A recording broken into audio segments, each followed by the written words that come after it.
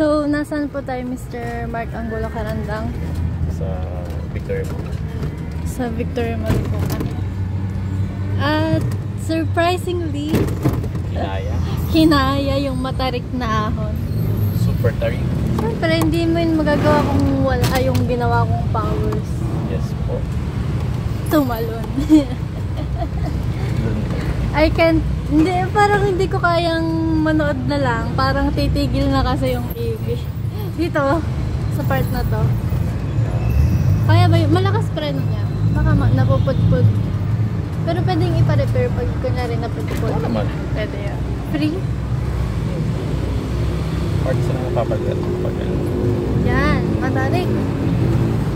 Super tarik. Kinaya po yung ahonin ng EV ni Mark. Kailangan ba ng EV ng ano? Ng tawag plate number?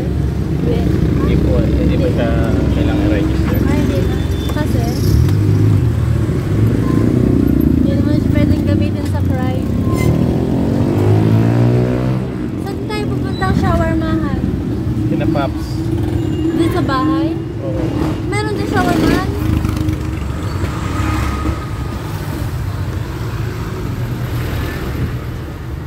Dahan-dahan, may drinks tayo on board. Okay na.